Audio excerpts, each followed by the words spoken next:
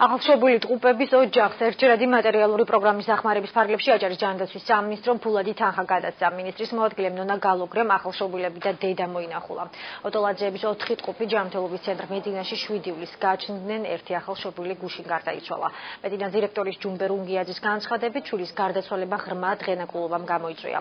ჯანდაცვის სამინისტროს ერთჯერადი მატერიალური დახმარების პროგრამა წელს პირველად ამოქმედდა, რომლის მიხედვითაც ტყუპების დაბადების შემთხვევაში თითოეულ ახალშობილს 1000 ლარი გადაეცემა. პროგრამის ბიუჯეტი სულ 250.000 ლარია. პროგრამით უკვე ისარგებლა 39 ოჯახმა. მდგომარეობა როგორც მეუბნებიან სტაბილურია.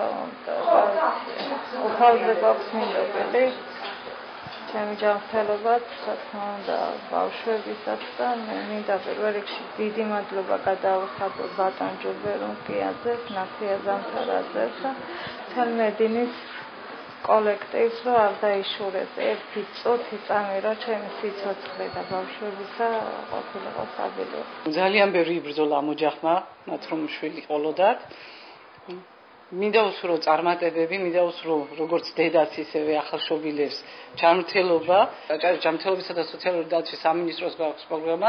სხვათაშორის ეს წელს დაინერგა ეს პროგრამა ახალშობილ ტყუპთა ერთჯერადი მატერიალური დახმარების ფარგლებში თითოეულ ახალშობილ ტყუპზე გადაეცემა 1000 ლარის ოდენობით. ყველაფერი გაკეთდა, რომ ეს ბავშვი არ გადასულიყო, მაგრამ ამ შემთხვევაში უკვე შეუძლებელი იყო მისი გადარჩენა.